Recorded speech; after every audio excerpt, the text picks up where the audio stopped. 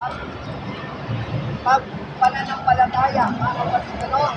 At sabi na makatapos po ito, the privilege of the believers. Ito po, ang pribilehyo ng isang mananampalataya. Ano po? Mapapansin po natin, mga kapatid, sa gospel natin ay may tatlong bagay lang po na gustong bigyan din ng Diyos ang gospel natin, no? Yung number 16, number 15, mga kapatid, no? Ang kausap dito ng Diyos ay walang ibang mga mananampalataya. Mga kapatid, ano? Mga tao na sila po, no? Sila po yung kausap ng Diyos dito, yung mga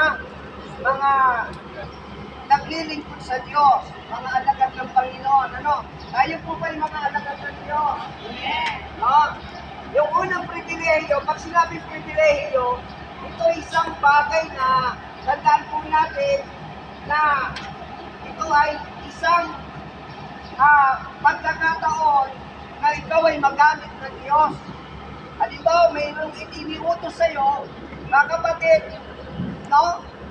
Binigyan ka ng power, binigyan ka ng authority, mga kapatid. Amen ba? No? Binigyan ka ng na para ito ay yung sundin, ito lang yung gawin. Ito isang pribilehyo.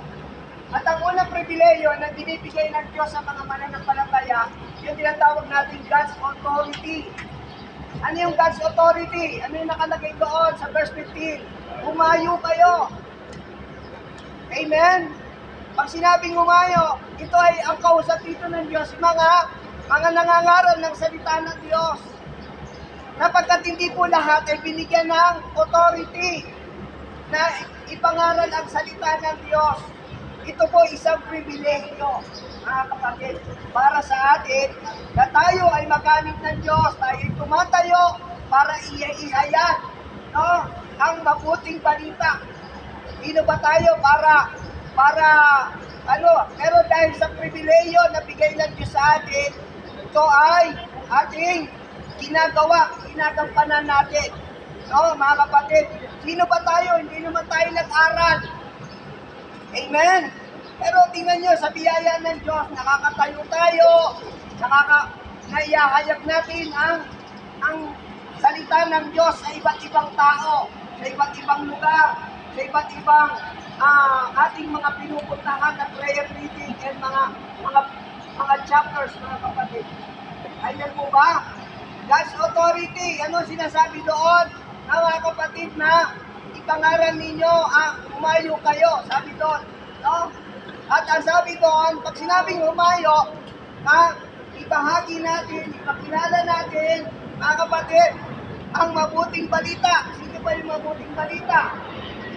Si Kristo, mga kapatid. Maging buhay na patotoo tayo. Ito, sa mga ginagawa ng Diyos sa buhay natin, ito yung isang authority na tayo ay tumatayo para ihayag, no? Ano yung ginawa ng Diyos sa ating buhay? Yung ating mga patotoo, yan na yung isang way para sila ay ma-convince, para sila ay lumapit sa Panginoon. Mga kapatid, kaibigan, magpakilala, magpatotoo para kay Kristo. Amen? Maging buhay na patotoo, buhay na saksi, mga kapatid, kaibigan. Yan po yan, hindi ko na po yan i-elaborate na maigi. Mga kapatid, kung i-explain natin yung faith, alam naman natin yan, mga kapatid, yan ay saan nagsisimula ang pananampalataya. Gaano kahalaga sa buhay ng mananampalataya ang pananampalataya. Mga kapatid, una, sabi nga, kinakailangan humayo kayo, mapakinggan nila, makarating sa kanila ang salita ng Diyos. Marinig nila ang mabuting balita. At ang mabuting balita ay walang iba si Kristo. Sabi nga, Romans 10:17, faith cometh by hearing the word of God. Hindi, sabi doon, walang, may mga ngaral lang kung may gagamitin ng Diyos. May magpapagamit sa Diyos. May gagamiting instrumento. May magiging vessel. Mga kapatid, amen po ba? At yun ay isang pribilehyo para sa atin. No, kahit hindi ka man mangangaral, pero doon sa iyong ginagawa, ikaw ay nagpapagamit kay Kristo, ikaw ay nag-aakay na sila idalhin sa gawain ng Panginoon, nag-i-evangelize ka. Ini-evangelize mo ang salita ng Diyos sa pamamagitan ng iyong mga experience, sa pamamagitan ng iyong mga karanasan, sa pamamagitan ng iyong pagtoo na ikaw ay tinawag ng Diyos na dati ganito ang buhay mo, pero ngayon ikaw ay binago ng Diyos, ikaw ay niligtas mo. Amen?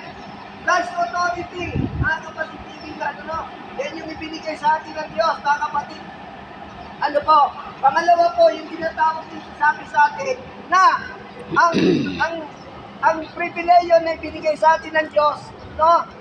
Ma-share natin na ibahagi natin ng Diyos na ang tao ay sumampalataya. Bakit? Bakit kailangan nila sumampalataya? Sabi ng Panginoon sa verse 16, ang mga sumasampalataya sa Kanya ay ano? Maliligtas. Kailangan maniwala sila sa mabuting balita. Paniwalaan nila na si Jesus ay muling nabuhay. Maniwala sila ang kaligtasan ay magmumula lamang kay Jesus. Kinakailangan nilang sumampalataya. Kaya tinuturuan tayo ng Diyos na tayo mga tao na ating napupuntahan, mga nakakausap, ipakilala natin siya. Sumampalataya sila kay Jesus. Kapag hindi ka sumampalataya kay Jesus, may kaparusahan, may punishment. Anong sinasabi? Ang hindi sumampalataya sa Kanya ay ano? Parurusahan ng Diyos. Mapapahamak. Amen po ba, mga kapatid? Ano po yung privilege, mga kapatid? No? Pangatlo, ano yung privilege, mga kapatid? Sabi nga, tinuturuan tayo ng Diyos na tayo ay manampalataya sa Kanya. Hindi lang basta manampalataya. Kung hindi ano, sabi ng Diyos, mananampalataya ang may kalagit na gawa. Amen po ba? Sapagkat ang sabi ng Diyos, faith without action is dead. Amen? Kailangan tayo, mga kapatid kaibigan, sa araw-araw, mga kapatid, lumakad tayo sa harapan ng Diyos ng may pananampalataya. Walk by faith and not by sight. Mga kapatid kaibigan, tinuturuan tayo ng Diyos. Ano yung pribileyo? Ang sumasampalataya sa akin ay magkakaroon ng ganitong tanda. Ano man ang mapatungan ng kanilang kamay ay ano? Yung mga may sakit, isang pribileyo po yan. Huwag po tayong magyabang. Iyan ay, kung tayo man ay nagagamit tayo ng Diyos, huwag nating aangat ang ating sarili. Kung ikaw man ay ginagamit ng Diyos, ikaw ay nakapagpapagaling, ikaw ay ginagamit ng Diyos, huwag mong angkinin na ikaw ang nagpapagaling.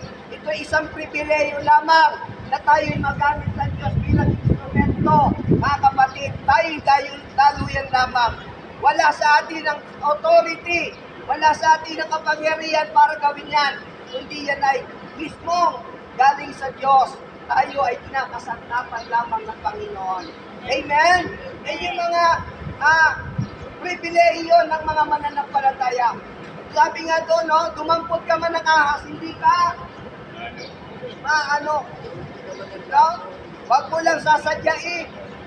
Uminom ka man ng lason, uminom ka man ng hindi ka mapapahamak. Amen ba? So mga kapatid, yan yung mga bagay na sinasabi dyan, nandun yung, pag ikaw may pananampalataya sa Diyos, mga kapatid, tatandaan nyo po, nandun yung God's protection ng Diyos sa atin. Yan yung mga pribileyo ng mga mananampalataya, mga kapatid.